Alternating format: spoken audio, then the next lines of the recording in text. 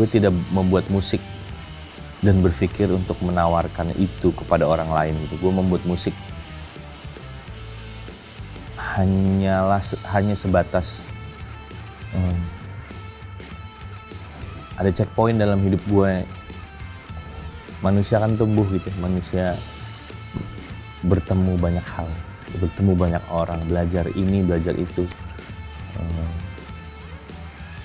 Kalau game kita bisa save, nah gue mengkoleksi itu semua dan di save di dalam satu karya kompilasi lagu-lagu. Lagu-lagunya ini ya apa yang gue temukan dalam hidup. Jadi niatnya tuh gue selalu sudah menerima, gue kasih lagi, terima, kasih lagi. So I have no expectation dan gue nggak bisa juga gue ngeset ini yang gue mau tawarkan. It's not like that. I think gue lebih ke gue punya ego dan gue punya kejadian dan perasaan yang gue lewati. Gue koleksi itu semua, gue convert jadi lagu, gue kumpulin, gue kasih lagi. Terima kasih, terima kasih.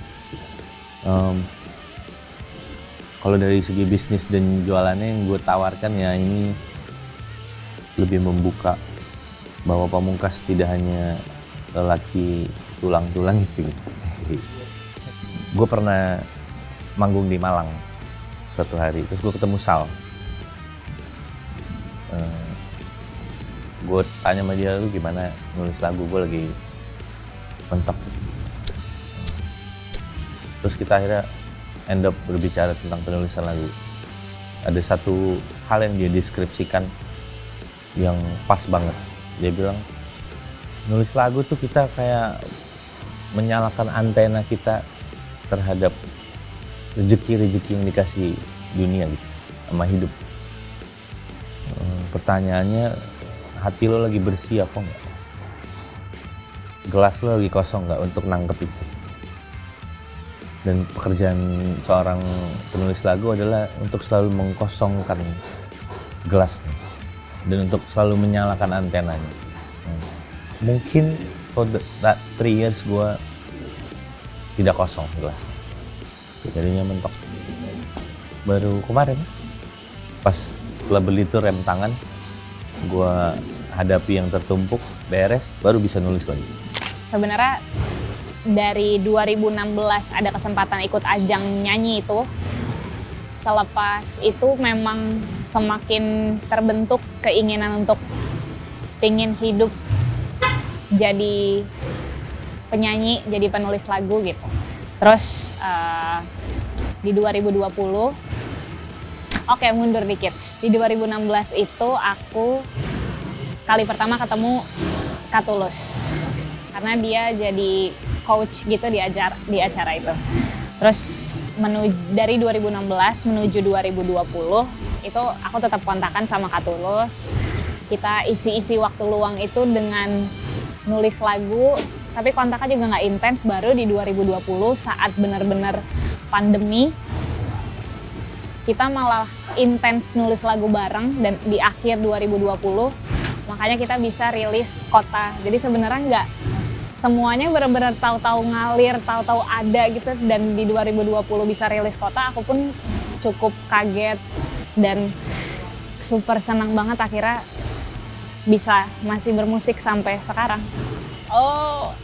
Malah aku orangnya kurang well plan. Oke. Aku cukup kayak justru PR ku, aku ngerasanya aku tuh banyak nunda-nunda, banyak mikir, banyak nanya, tapi jadi banyak nunda. Itu sih, itu cukup jadi PR besar selama berkarir juga. Jadi gue sama Yura tuh nggak pernah berantem di kehidupan pribadi. Nyaris nggak pernah berantem di kehidupan pribadi. Sebel-sebelan mungkin ada. Dia sebel gue kalau misalnya baju kotor gue cuma disangkutin di tempat ini karena gue mau pakai lagi gitu. Kebiasaan cowok di kosan zaman dulu. Aduh masih bersih lagi nih, gue gantung kayak gitu-gitu. Dia suka sebel. Gue sebel dia kalau odol suka nggak ditutup gitu loh, kayak gitu-gitu. Hanya kayak gitu-gitu aja, tapi nggak pernah berantem. Tapi justru ketika di musik kita banyak adu argumen, lebih ke nyari, karena gue nulis bareng sama dia lirik yang tepat untuk di sebuah lagu, chord yang tepat untuk ditaruh di sebuah lagu, itu kita sering diskusi panjang masalah itu. Dan kita plusnya adalah kita bisa bahas itu kapan aja, minusnya adalah kadang-kadang kita nggak tahu waktu bahasnya. Jam 11 malam misalnya kita udah mau tidur, tiba-tiba lu punya ide gimana kalau lagu ini gitu. Oh iya, akhirnya kita bangun lagi gitu loh. Jadi ya setiap hari kita ngobrol juga tentang kehidupan, tentang musik, tentang pekerjaan gitu. Kapanpun, dimanapun. Hal yang paling konsisten di hidup gua, yang gua amini sekarang adalah masalah gitu. Yang paling konsisten datang di kehidupan kita tuh cuma masalah. Iya kan? Kehidupan, kebahagiaan tuh harus kita create. Tapi masalah tuh datang tanpa diundang gitu loh. Dan beberapa masalah bisa gue selesaikan, bisa gue hadapi. Ada beberapa masalah yang gak bisa gue selesaikan. Dan gue gak sanggup untuk menghadapinya. Makanya di situ gue paham betul di titik kemarin gue nulis lagu ini. Yang bisa gue lakukan dari kemarin adalah ketika menemukan hal-hal seperti itu adalah bertahan. Gitu. Ada beberapa hal yang kita, gimana cara gue ngatasin ini? At least gue pegangan, gue diem aja. Mau gue terombang-ambing, gue tersiksa, gue sakit, gue tersayat-sayat. Bertahan aja dulu, karena hidup akan terus jalan kok gitu. Mau kita diemin, mau kita urusin, hidup akan tetap jalan, dunia akan tetap baik-baik aja, berputar terus gitu. Tugas kita yang ngikutin aja, arah airnya mau kemana, ikutin aja dulu gitu. Kalau kitanya mau bertahan, kalau enggak ya kita akan tenggelam dan hilang dari bumi ini kan gitu. Dan jangan sampai itu terjadi. Bertahan itu kata penting buat gue. Gimana lu duluan yang cerita? Gue karena nggak bisa main musik sih, jadi gue bikin Johnson juga. Pertama kali belajar megang bass ya, jadi yang bisanya yang itu aja lah, yang gampang. Ya ini sebenarnya ada ceritanya sih. Kalau gua itu kan dulu ya pernah ketemu sama temen lah, dia itu kayak apa ya, menceritakan soal punk kayak gimana apa. Gue sebenarnya lebih ke subkulturnya dulu sebelumnya gitu. Ada satu apa ya, ideologi dari punk yang sebenarnya gue suka, itu DIY-nya itu loh. Itu gue suka banget di situ tuh. Tapi gue belum pengen bikin band, belum pengen ngapa-ngapain lah soal DIY itu gitu. Cuman gue suka aja, kayak gue ngerasa gue pengen banget nih bisa jadi orang yang menganut DIY gitu kan. Nah, kalau soal genre-nya sebenarnya kan gue bukan berangkat dari orang yang ngerti musik, dan kayaknya genre itu itu urusan orang-orang yang lebih ngerti lah gitu, lebih ngerti soal musik. Cuman kenapa akhirnya memilih itu tuh ceritanya mirip-mirip kayak Aji sih.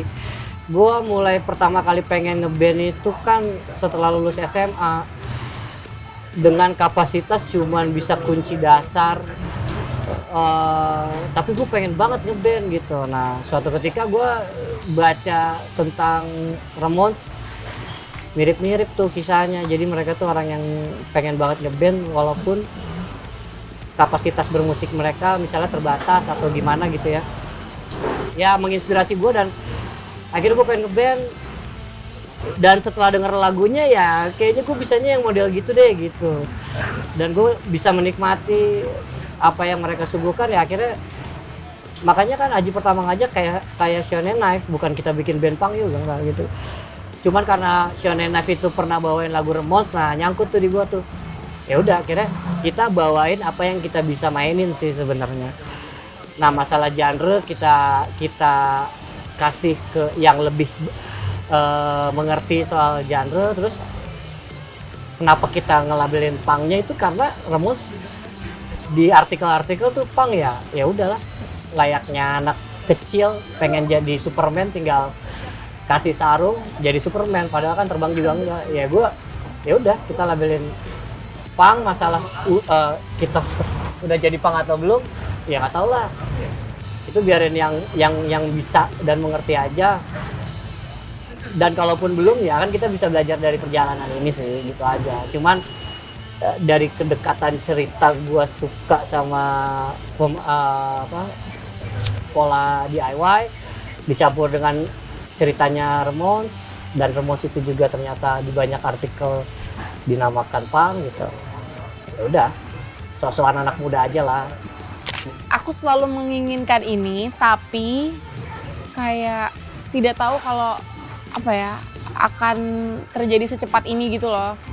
Aku pada dasarnya aku sangat suka bermimpi, dan dari kecil aku suka kayak dari kelas 2 SMP aku bahkan kayak sangat sedetail itu aku menuliskan, aku nggak dengerin guru ngajar, aku gambar-gambar kayak aku ingin suatu saat aku mulai dengan aku menjadi penyanyi yang punya showcase yang didatangi oleh 100 orang, terus di dalam sebuah hall kecil gitu, terus aku nyanyi sambil duduk, dan itu kayak terrealisasinya aku nggak nyangka secepat itu. Terrealisasinya tahun lalu waktu aku showcase bertamu, dan apa ya, jadi ngira atau enggak aku sudah membayangkannya aku ingin seperti ini, tapi nggak nyangka kalau cepat ini, dan menurut aku ini lebih baik daripada yang aku inginkan gitu.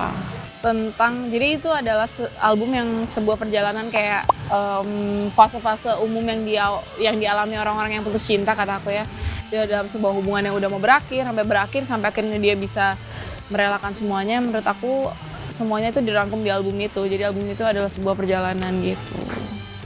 Di album itu ada 3 fase ya? Ya. Apa aja tuh? Fase yang pertama itu fase heartbreak, fase masih dalam hubungannya tapi dia udah capek gitu. Yang kedua fase dimana dia meragukan dirinya sendiri. Maksudnya hubungannya udah berakhir tapi kayaknya masih bisa deh diperjuangkan, masih bisa deh dimulai kembali gitu. Dan yang fase ketiga adalah fase dimana dia kayak, oh ternyata semua itu terjadi ada alasannya gitu. Wah, aku kalau suka sama orang, kalau punya someone special, menurut aku sangat bucin ya. Sejauh apa? Sejauh ratusan kilometer yang ku tempuh sendirian sih. Beneran. Tapi kalau aku kayak suka sama orang atau sayang sama orang, aku akan, I am willing to do apapun itu untuk kayak apa ya, nunjukin kalau aku tuh sesayang itu.